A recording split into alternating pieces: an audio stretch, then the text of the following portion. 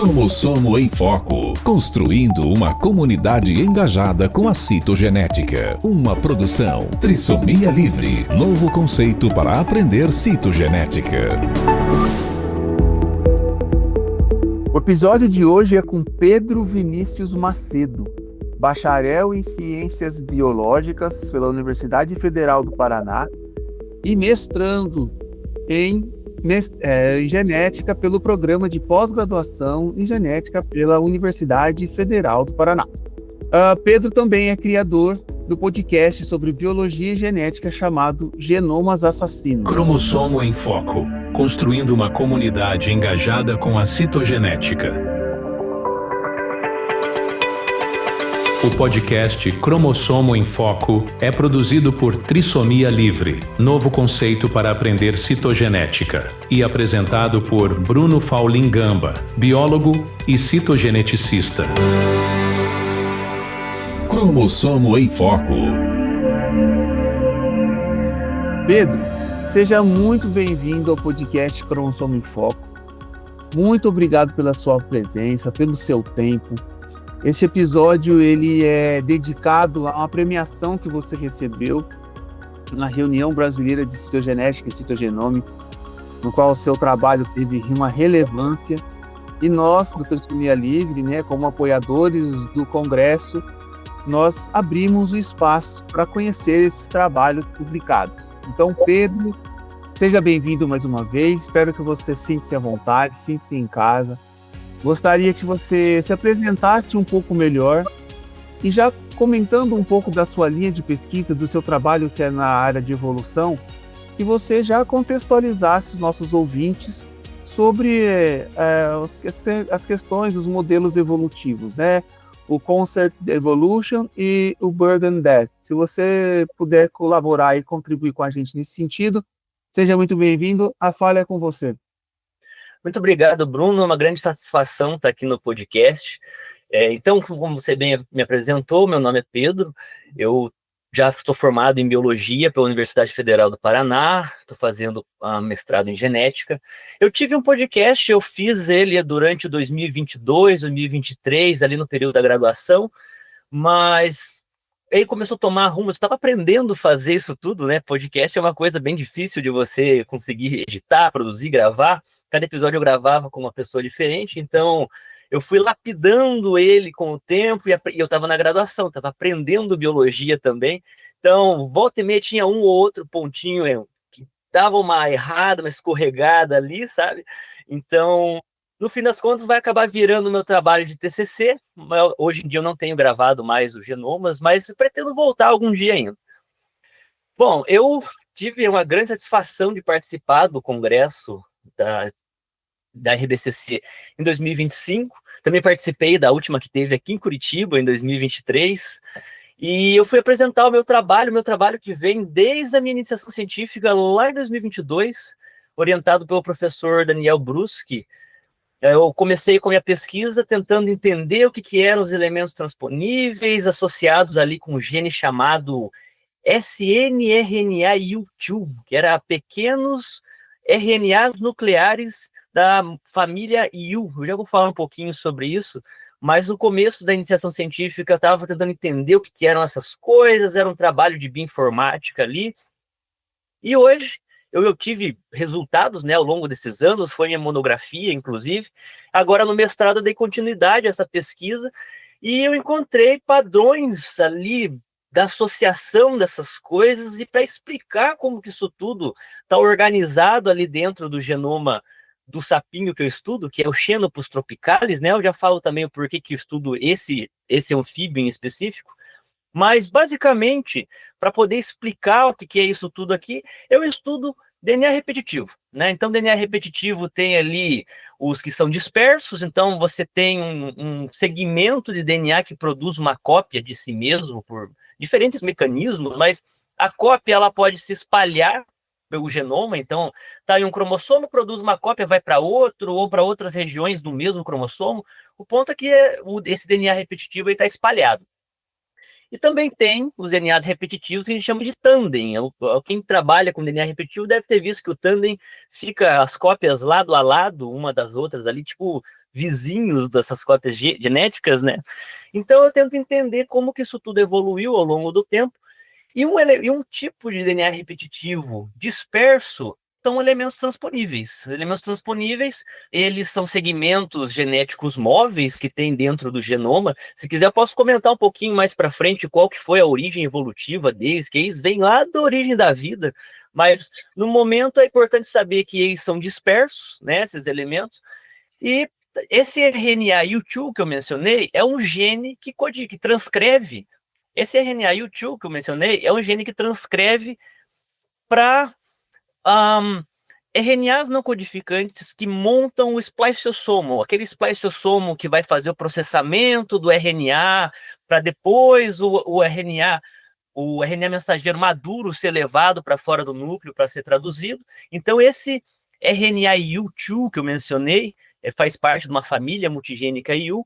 Esse gene desse RNA, ele é organizado em tandem. Então a gente tem dois tipos de DNAs repetitivos, que são diferentes, né? O tandem para o gene de U2 e os elementos transponíveis, que são os dispersos, e eu estudo justamente a associação dessas duas coisas, porque, a princípio, né, os DNAs repetitivos em tandem, a tendência evolutiva disso tudo é que as cópias se tornem sempre homogêneas. Então, por exemplo, quando eu tenho um tandem, certo?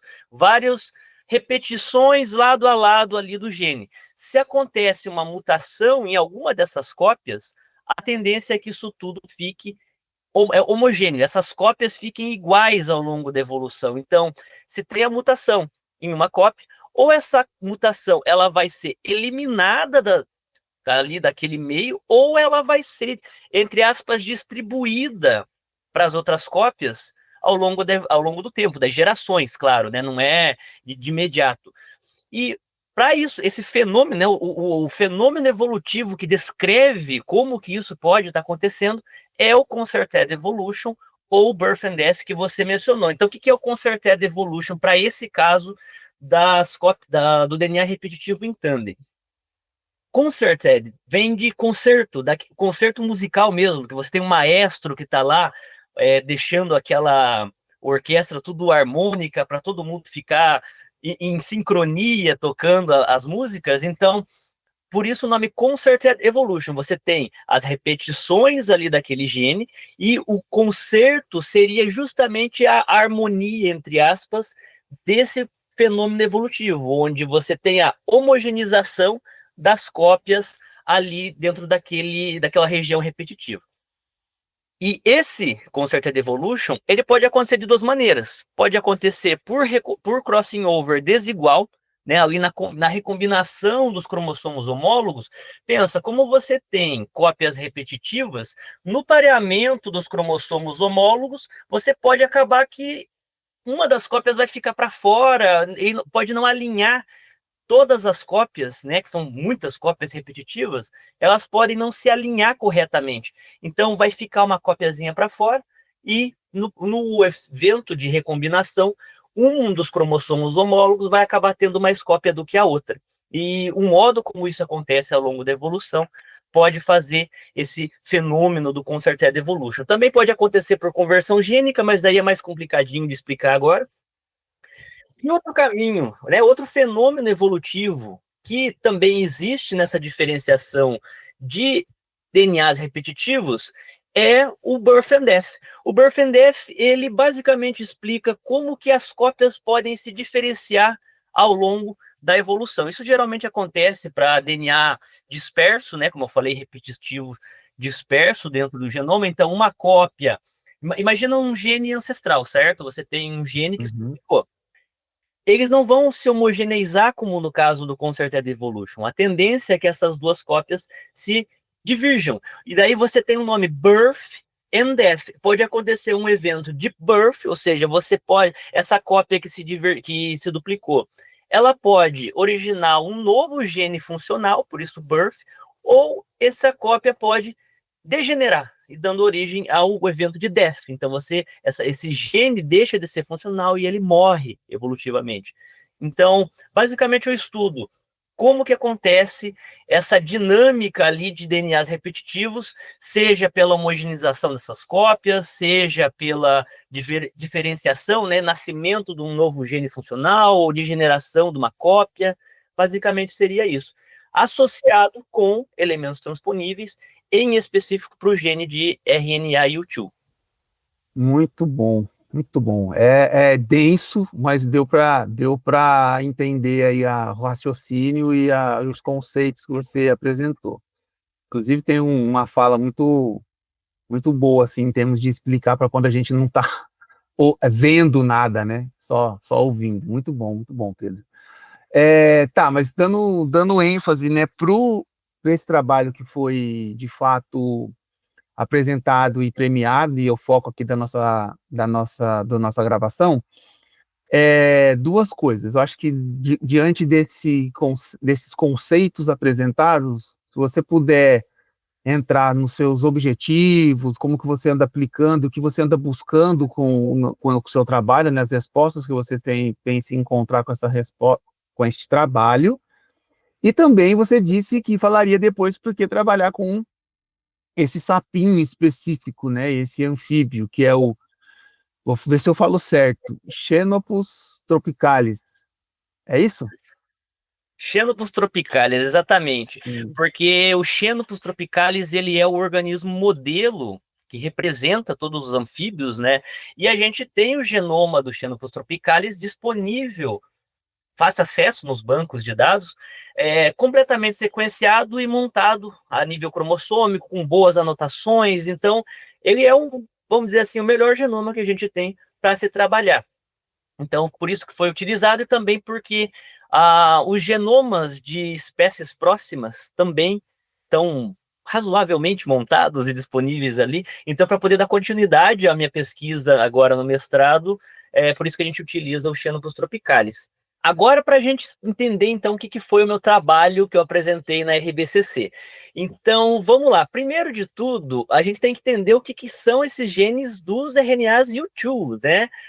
Existem, daqueles DNAs repetitivos em tandem que eu falei, existe o que a gente chama de famílias multigênicas. Para quem trabalha com das imunogenética da vida, aí eu não entendo muito essas coisas, mas os genes das imunoglobulinas, eles formam uma família multigênica. Então, você tinha um gene ancestral de imunoglobulina que sofreu duplicações e, com o tempo, por eventos ali de birth and death, como eu falei, foi surgindo variações gênicas e que constituem hoje a família multigênica das imunoglobulinas. E esses U's que eu acabei de mencionar também são uma família multigênica. Então a gente tem U1, U2, U5. Os números não seguem bem uma ordem, porque tem outros tipos também, mas o ponto que compõe a família multigênica dos U's, e todos eles são repetitivos em tandem.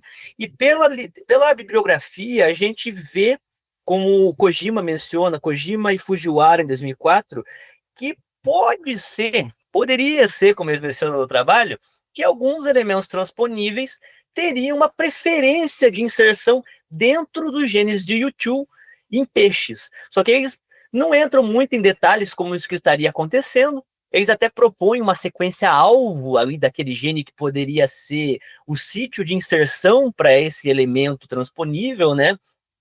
E esse elemento, então, tem que lembrar que elementos transponíveis, eles se transpõem, a premissa, eles se fazem essa transposição de forma aleatória. Então, produz uma cópia, ela vai para qualquer lugar do genoma, sem preferência. Mas o que a gente está vendo hoje é que alguns elementos transponíveis parecem ter preferência de inserção. E o caso desses U2s, né, eles parecem ser um alvo de preferência de inserção para os elementos que eu trabalho. Então, a premissa do meu trabalho era buscar se existe de fato essa inserção preferencial dos elementos transponíveis no gene de U2 e também tentar entender como que isso estaria ali dentro do genoma do Xenopus tropicalis. Bom, e você está atingindo as suas expectativas? Como é que tá? Vocês têm resultados que mostram essa preferência ou está tá de modo aleatório? E por onde que está caminhando aí a sua pesquisa? Então, vamos lá que os resultados estão bastante interessantes, promissores, e hoje a gente está querendo até expandir para outras espécies já, porque Show de bola. tá bem legal. Então, vamos lá. O que eu fiz nesse meu trabalho? Eu peguei o genoma do Xenomys tropicalis, peguei ali as queries dos elementos transponíveis que eu estudo, que eu estava vendo se de fato, né, baseado na literatura que dizia já que eles poderiam ter essa preferência, e o gene de YouTube. Aí eu fiz blasts, fiz um monte de coisa que, nossa, vamos se alongar muito se eu entrar aqui agora, mas o resultado disso tudo foi produzir um desenho, né? Primeiro eu encontrei todas as posições onde estavam localizados tanto os elementos quanto o gene, e eu encontrei que no cromossomo 8 do Xenomys tropicalis, no braço longo em específico, existe uma região que eu chamei de cluster, né? Cluster porque é um aglomerado, onde tem, né, um grande aglomerado de coisas ali, então por isso cluster, de genes de RNA, desse RNA U2, eu vou chamar só de U2 para facilitar, tá? Então eu encontrei muitas cópias desse U2 e do elemento transponível. E quando eu fui fazer um desenho, né, uma análise em fina escala, melhor dizendo, dessa região baseado nas posições de onde eu encontrei tudo ali, eu encontrei pelo menos umas 350 cópias do gene de U2 intercaladas por cópias desse elemento transponível. E daí, beleza, eu fiz esse desenho, tem lá o que eu chamo de cluster, mas o quão parecida eram essas cópias? Então eu fui fazer distância genética, foi feito também uma árvore de sequências para a gente ver aonde que agrupava cada uma dessas cópias, e no final eu consegui, né, ilustrar através dessa análise em fina escala que formavam alguns bloquinhos de cópias idênticas do gene de U2, o que a gente considerou sendo o gene canônico, né, porque eram as cópias ali 100% idênticas. Havia também uma região com variantes desse gene de U2, então, ou seja, às vezes mudava um nucleotídeo, tinha uma inserção, uma deleção, então eram variações mínimas, mas já era o suficiente para não ser como o DNA, o gene canônico. E também os elementos transponíveis. A gente encontrou uma região de elementos transponíveis com várias cópias conservadas, enquanto que em outra região havia cópias divergentes. Então, como explicar esse meu trabalho num podcast onde a gente não consegue visualizar tudo isso que eu estou falando, né? É muito difícil, porque principalmente que o meu resultado, ele é muito visual, o meu resultado. Mas, basicamente assim, gente. Então, essa região, como ela é uma região muito grande, ela tem 550 quilobases, mais ou menos. Então, eu dividi essa região em três partes, vamos dizer assim. A primeira, onde eu tenho algumas cópias de U2, mas elas são bem diferentes do gene canônico. Também eu encontrei bastante elemento transponível truncado, degenerado ali, são fragmentos. Quando a gente vai fazer as comparações, está tudo muito quebrado, sabe? Então, essa primeira parte é tudo muito degenerado, muito heterogêneo, melhor dizendo, né? Uma região central desse cluster, né, que eu chamo de core, ali eu encontrei muitas sequências altamente homogêneas, tanto para o gene, ou seja, é a região onde agrupa muitas cópias do gene canônico do U2, e também cópias desses elementos transponíveis. Quando eu vou fazer a comparação, eu alinho, faço distância genética, os genes, as cópias dos genes têm uma distância igual a 0, ou seja, são todas idênticas, e a mesma coisa para as cópias dos elementos transponíveis. Quando eu comparo a distância entre eles, a distância também é 0. Então, os elementos transponíveis inseridos ali no meio também são idênticos entre si. E também tem uma porção final, a terceira região desse que eu dividi, desse cluster ali, e possui uma grande quantidade de variantes do gene canônico. Então, ali é bem diferente, sabe? Quando você vê na imagem ali, você vê que tem várias cópias do gene de U2, mas elas são diferentes umas das outras. Existem algumas canônicas perdidas ali, que ainda estão 100% originais, vamos dizer assim, e os elementos transponíveis também. eles possuem algumas cópias e quando a gente compara entre elas, elas possuem algumas pequenas modificações. Então, essa região ela é mais ou menos conservada, certo? A região central é muito conservada e a região inicial, a porção superior, melhor dizendo, né? Quando eu ilustrei isso para apresentar no Congresso, eu considerei essas regiões chamando de proximal ao centrômero, que a gente consegue, isso foi tudo feito em escala, né? Então, a porção inicial é mais próxima ao centrômero, a porção superior é mais próxima ao centrômero, a porção central é o núcleo desse cluster, né? E a porção final seria mais distal, mais afastada do centrômero. Certo. O que estaria acontecendo ali, nesse meio? Vamos tentar explicar agora em termos evolutivos, né? Essa região central desse cluster, onde eu encontrei muitas cópias do gene canônico conservados com elementos transponíveis, a gente teoriza que ali poderia estar acontecendo aquele fenômeno de concerted evolution, onde você, né, a tendência é que tudo se torne homogêneo por conta ali da recombinação, ou seja, ali está tendo uma altíssima taxa de recombinação que impede que essas cópias se difiram uma das outras, né, se divirjam, melhor dizendo. Então, por isso esse núcleo é muito conservado. E o que é interessante trazer aqui? Que os elementos transponíveis, como eu falei lá no começo, eles são DNAs repetitivos dispersos. Então, a tendência deles é se espalhar pelo genoma e cada cópia, que a gente chama de cópia paráloga, cada uma dessas cópias se tornar diferente uma da outra. Mas dentro dessa região do núcleo do cluster, não é o que a gente vê, não é o que a gente esperava, inclusive. A gente vê elementos transponíveis conservados, mas esses elementos ali, pelo menos, até onde a gente sabe, né, e a premissa é que elementos transponíveis não teriam uma função, vamos dizer assim, dentro do genoma, não tem um motivo para ele ser conservado. Então, muito possivelmente, por conta da conservação ali dos genes canônicos de U2, por conta desse concerted evolution, essa quantidade de recombinação que conserva isso tudo, poderia fazer com que os elementos transponíveis sofressem meio que um efeito carona e fossem conservados junto com o gene de U2. Então, a tendência era eles se divergirem, mas eles estão sendo conservados ali também. Se eles possuem uma função ali junto com o gene, a gente ainda não sabe. Existem, claro, na literatura, muitos trabalhos que mostram que elementos transponíveis podem ser cooptados ou domesticados, como eles mencionam, e passar a ter uma função dentro ali do genoma, como um acentuador, ele pode ser tipo um enhancer, ele pode ser um ativador de transcrição, enfim, tem várias coisas, não estou dizendo que é esse o caso aqui, tá? Mas a gente ainda não sabe por que eles estão ali sendo conservados. A priori, a gente está assumindo que é só esse efeito carona.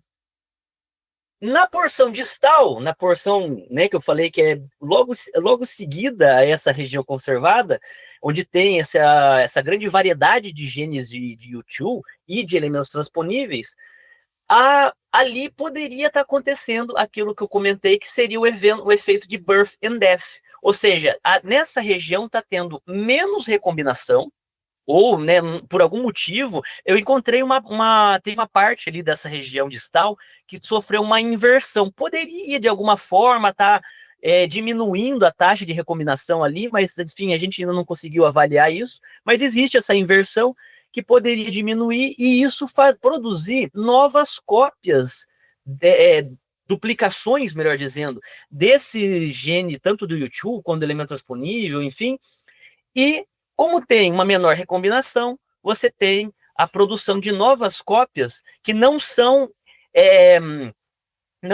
idênticas à canônica. Então, por isso surgiriam essas variações, como eu encontrei, né? Então, a nível de 1, nucleotídeo, 2, às vezes são pequenas porçõezinhas que variam ali, mas nada que deixa muito diferente do gene original.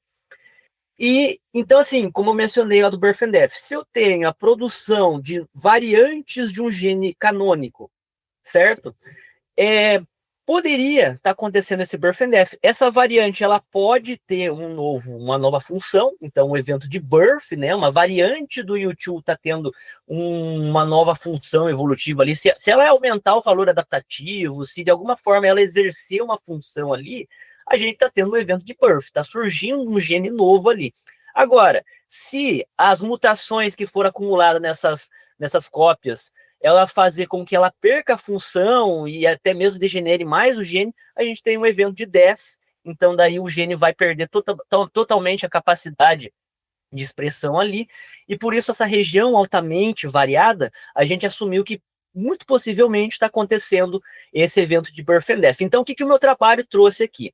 Que eu encontrei uma região do cromossomo 8 ali de Xenopus tropicalis, onde em uma porção desse cluster tem esse evento de conservação, né, ou melhor dizendo, concerted evolution dessas cópias gênicas e de elemento transponível, enquanto que na porção distal desse cluster está acontecendo um birth and death, porque está tendo essa diferenciação, uma alta taxa de variação das cópias de U2 e do elemento transponível ali, e daí o que eu trago até no título do meu trabalho, que eu encontrei um modelo misto de evolução desses dois fenômenos, porque quando a gente vai ver na literatura, geralmente essas duas coisas não acontecem juntas, sabe? O Concerted Evolution, Birth and Death, eles não tendem a acontecer juntas, e nesse caso desse cluster, eu encontrei as duas, né, ali próximas dentro do cluster, como eu mencionei, então esse seria o meu principal resultado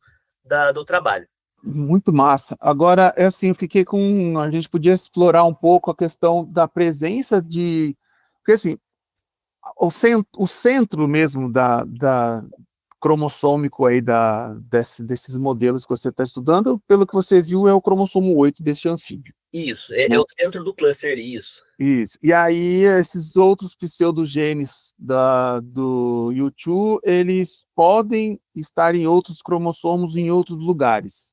Isso. E aí, se eles estão, só para trazer o porquê, né, eles estariam e qual seria o impacto disso numa avaliação mais ampla aí dos seus resultados. Exatamente. Eu esqueci de mencionar também que dos resultados tem esses pseudogenes que você trouxe aí, né?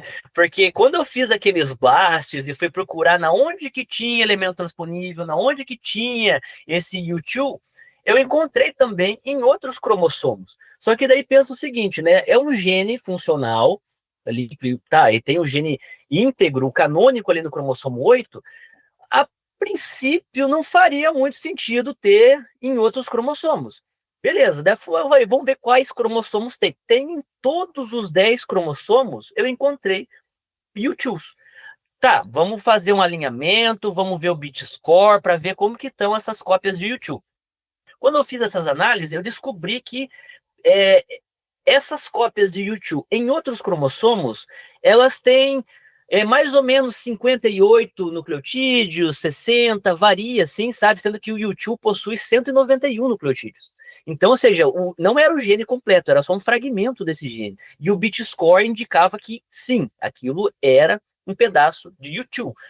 Quando eu ia ver qual pedaço do gene que estava em outros cromossomos, era sempre a porção inicial do gene.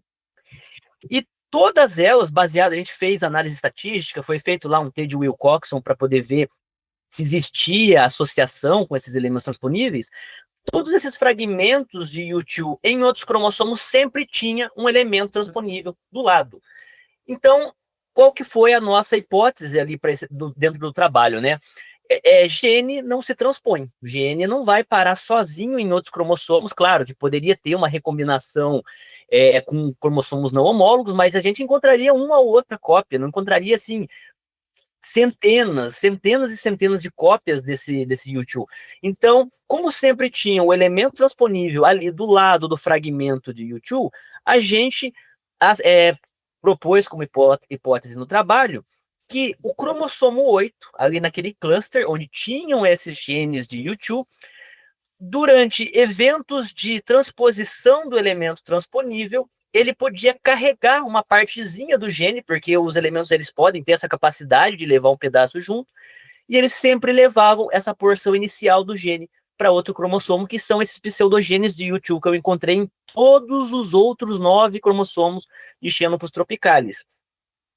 E também, o que é interessante disso tudo? Porque a outra pergunta que fica, por que sempre a porção inicial, que é o pseudogene, né? Eu não encontrei, por exemplo, a porção mediana ali do gene ou a porção final, é sempre a porção inicial.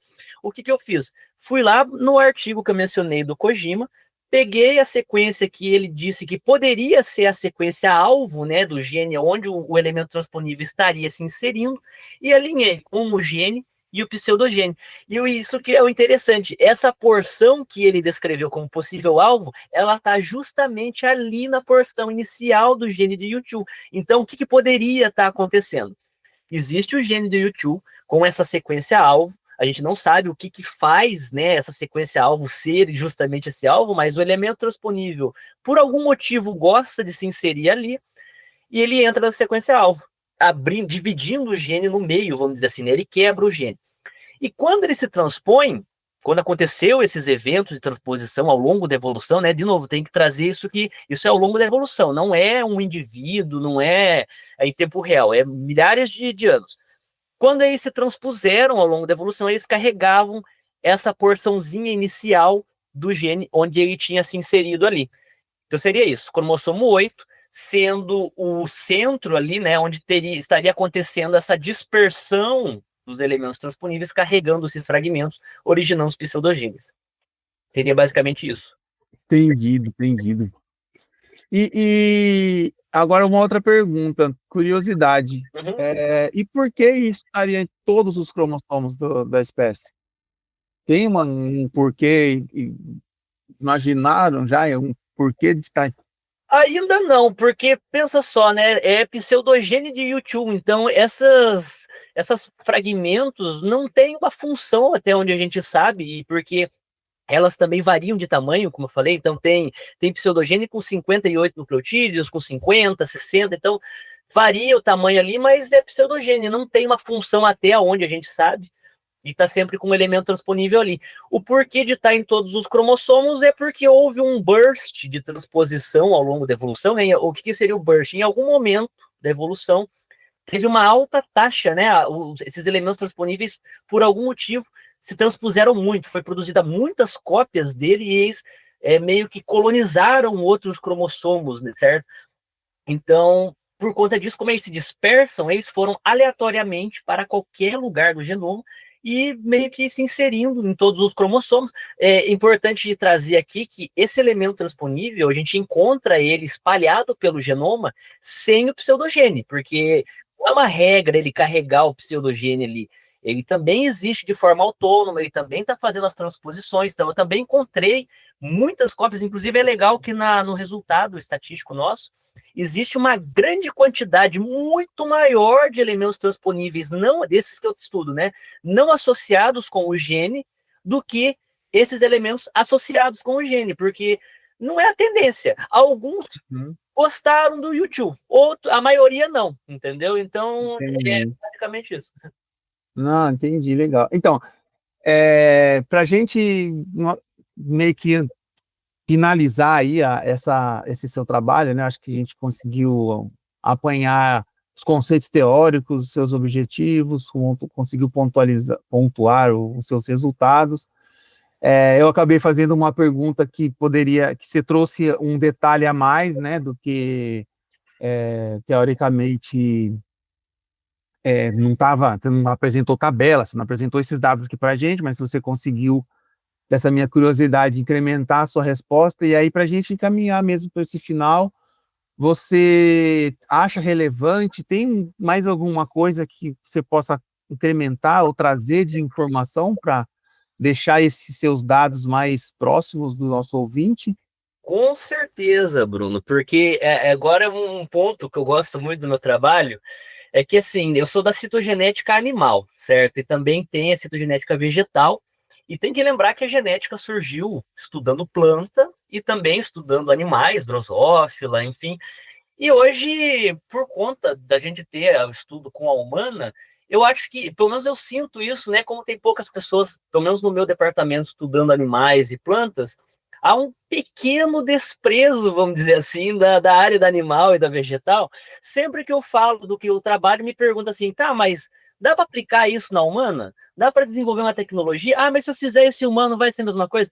Tipo, eu entendo que a gente precise, né, produzir isso para a área da humana, mas o conhecimento por si só, de novo, a genética surgiu com caras do ervilha. Então, eu acho que isso seria um do exemplo. E por que eu estou falando disso, né? Porque o estudo dos elementos transponíveis, ele surgiu na década de 40. Quem descobriu ele foi a Barbara McClintock, estudando a coloração do grão de milho. E ela que descobriu os elementos transponíveis. Quando o elemento se transpunha ali, né? Claro, ainda não tinha genética molecular na época, mas ela descobriu que havia uma quebra do cromossomo 9 do milho que alterava a pigmentação do grão e produzia grãos coloridos. Então, o milho que a gente conhece hoje é amarelo, mas existe milho preto, azul, vermelho, enfim. E isso acontecia por conta dessa transposição. Ela ganhou o Nobel 40 anos depois, porque a comunidade científica da época desacreditou o trabalho dela, porque eles não acreditavam, como assim o genoma pode ter elementos que são autônomos ali, estão produzindo cópias, inserindo, mas enfim, 40 anos depois ela ganhou esse prêmio Nobel e deu origem ao estudo dos elementos disponíveis, de novo, estudando fenótipo de coloração em milho. Então, o que eu quero trazer aqui para o ouvinte é justamente isso. Imagina, elementos transponíveis, eles estão produzindo cópias, estão se inserindo em diferentes regiões do genoma. Se ele se insere dentro de um gene importante, um gene funcional ali, ele vai alterar, ele pode até interferir na expressão desse gene. Então, a gente precisa entender como que acontece essa transposição, essa inserção dos elementos transponíveis dentro do genoma, se eles têm alguma associação, porque existem sim, Bruno, tem vários tipos de preferências pelos elementos transponíveis se inserirem. Então, ele pode ter preferência dentro de um gene, dentro de uma região de heterocromatina, de eocromatina, enfim, eles têm diferentes preferências. Então, isso pode causar quebras cromossômicas, isso pode causar, sei lá, inversões, eu não consigo nem imaginar a lista de eventos que ele pode causar por conta da transposição. Então, o que eu quero trazer para o ouvinte é justamente isso. Esse tipo de pesquisa de base, ele é extremamente importante justamente para a gente poder compreender a evolução dos genomas, como que nasce um cromossomo, como que cresce um cromossomo, como que surgem genes novos, os elementos transponíveis, quando a gente vai ver a origem deles, eles se originaram lá na origem da vida, eram retrovírus que meio que, entre aspas, naufragaram dentro dos genomas e foram sendo, né, conforme eles foram perdendo função, alguns foram domesticados e deram origem a genes que existem hoje. Então, a gente precisa entender a evolução disso e somente através da citogenética animal, citogenética vegetal, que a gente vai conseguir compreender isso. Muito bom, cara, muito bom. Um papo denso, mas muito, muito fluido, muito legal. Tá bom, deixa uma mensagem então para o nosso ouvinte, finaliza aí com alguma perspectiva, um comentário, experiência pessoal, motivação, só para te aproximar aí do nosso ouvinte. Usa esses minutinhos finais aí para essa. Eu chamo de mensagem, mas cada entrevistado usa esse espaço para um objetivo pessoal. Beleza, Bruno. Olha, tem tanta mensagem que eu poderia passar aqui que eu não sei qual das falar, sabe? Mas eu gosto muito da área que eu estou trabalhando hoje, agora que eu entrei na pós-graduação em genética. Eu acho que, assim, uma coisa que tem me afetado, vamos dizer assim, muito ultimamente, foi tentar me adaptar à pós-graduação, porque eu saí da graduação e já fui de imediato para a pós, e a gente tem muitas ideias de coisas, o que seria pós-graduação, como que é trabalhar nisso, e até entender a responsabilidade da pós-graduação e se adaptar a isso tudo, para mim foi muito difícil, né? E pelo que eu vejo dos meus colegas lá no departamento do programa da pós-graduação, a maioria passa pela mesma coisa. Então, o que eu diria para o ouvinte, se tem pretensão de fazer pós-graduação, faça pós-graduação, mas se prepare para isso antes, busque um apoio de colegas, amigos, professores, família, enfim, porque chega um momento que a gente tem a vontade de desistir mesmo, porque é muito, muito cansativo, né? É muito estressante às vezes, por conta de tantas coisas que a gente faz. Por exemplo, eu sempre mencionou no meu podcast, né? Eu não consegui tocar mais o meu podcast justamente por estar na pós. Eu também tenho outros projetos, eu pretendo fazer um canal no YouTube, que ainda estou ali lapidando para ver se sai do papel, mas é muito difícil conseguir dar conta de todas essas ideias que a gente tem. Então, eu acho que a mensagem que eu teria é basicamente isso. Se você tem um projeto de pesquisa, você gosta disso, deveria seguir em frente, sabe? Até o final, ir para mestrado, doutorado, pós, virar, sei lá, qualquer coisa. Mas se tiver esse sonho abalado, interferido ali por conta de algum estresse, algum cansaço, porque a pós-graduação, pelo menos, eu acho um pouco desgastante, buscar apoio de alguém, né? Apoio de colegas e professores que já têm experiência na área, porque só assim para aguentar até o final. É bem um momento usado em comum argumento dos entrevistados, e eu compartilho, né? Eu compartilho dessa dor. De fato, pós-graduação tem uma visão de ser.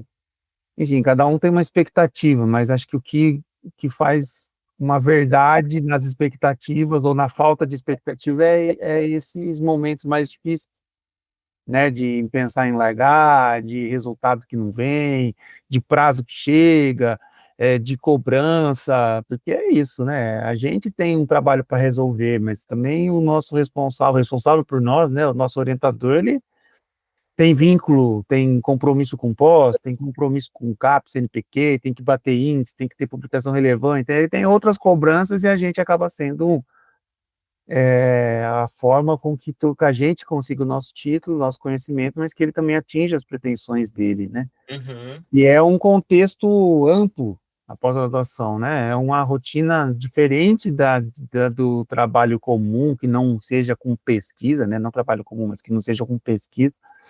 E vocês estão falando meio que a mesma língua, é desafiador mesmo. Mas não deve desistir, né? Eu Uma acho coisa que no que... final das contas com recompensa, né? A satisfação, a gente se entusiasma com as coisas boas que acontecem, né? Com os congressos que a gente vai, com as nossas defesas, com os nossos títulos, isso é bom, então não deve desistir. E você também deve fazer uma força-tarefa aí, uma pedido pessoal aí agora para você fazer uma força-tarefa, uma reorganização nessa rotina, para que você sim faça seu canal no YouTube, reative seu podcast, porque não tem com qualidade, não tem com área específica, a gente procura isso, não tem. E eu estou nesse desafio também. O que eu busco é me desafiar nesse caminho digital e que não tem muito esse tipo de conteúdo disponível, né? É. E só isso, mas pode finalizar. Não, quando eu criei meu podcast, foi pensando nisso, porque eu fui procurar quantos podcasts sobre genética existiam. Eu não achei quase nada. E o canal no YouTube também. Até tem alguma coisa em outra, geralmente é em inglês. Aqui no Brasil, infelizmente, a gente tem pouquíssima coisa ainda.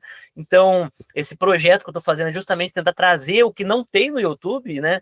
E quanto à questão da pós-graduação, eu acho que tem uma coisa que eu cheguei na conclusão, conversando com os colegas, que a pós-graduação não é continuação da graduação, é uma coisa à parte. Foi quando eu entendi isso, que daí eu vi, então tá, então agora sim, agora vai. E também a questão do acolhimento, eu acho que a gente trata a pós-graduação como que eu vou dizer assim, tem uma formalidade, uma maturidade muito maior, porque é todo mundo um pouco mais velho, né? Então a gente acaba não tendo tanto acolhimento na pós-graduação como se tem na graduação. E na graduação tem lá centro acadêmico, tem veteranos que vêm e acolhem você e faz, enfim, integração. Na pós-graduação, não, a gente entra, é isso aqui que é o que vocês vão fazer, pesquisa, um monte de matéria mega difícil e complicada, e é isso. Então, eu acho que talvez o que eu diria para o ouvinte, né, se pretende ou se já está na pós-graduação, acolham os colegas de vocês que estão entrando na pós, sabe, busquem desenvolver alguma forma de trazer acolhimento para quem for entrar também, enfim, para tornar um pouco mais agradável, senão fica aquele ambiente muito formal, muito, sabe, aquela vibe cientificista ali, e coisas, cientistas, pesquisadores e coisas complicadas. Não, eu acho que não precisa ser assim. Realmente. A sua fala faz todo sentido. Dou apoio aí para os ouvintes. Muito bom. Então, para finalizar, hoje nós conversamos com Pedro Vinícius Macedo, bacharel em Ciências Biológicas, mestrando em Genética no programa de pós-graduação em Genética da Universidade Federal do Paraná e também criador do podcast sobre Biologia e Genética chamado Genomas Assassinos. Cromossomo em Foco, construindo uma comunidade engajada com a citogenética. E para vocês que estão nos ouvindo, gente, eu deixo aqui o convite para ouvir os próximos episódios e acessarem o @trissomialivre, que é um Instagram dedicado à citogenética que eu faço parte, que eu sou o criador. E lá vocês vão encontrar tanto informações de citogenética como informações do podcast Cromossomo em Foco, porque lá no Trissomia Livre a gente fala oficialmente em nome deste podcast. Cromossomo em Foco. O podcast Cromossomo em Foco é uma forma auditiva de informar, engajar e envolver pessoas através dos conteúdos relevantes sobre citogenética, permitindo um relacionamento direto com o público e potencializando oportunidades, aumentando o network e estreitando um relacionamento entre ensino, pesquisa e serviço. Nós acreditamos que o podcast Cromossomo em Foco é uma maneira clara e objetiva de comunicação, destacando-se sob demanda, ou seja, quando você apertar o play. Cromossomo em Foco. O Cromossomo em Foco pretende construir uma comunidade engajada com a citogenética. Até mais, aquele abraço. O podcast Cromossomo em Foco é produzido por Trissomia Livre, novo conceito para aprender citogenética, e apresentado por Bruno Faulin Gamba, biólogo e citogeneticista.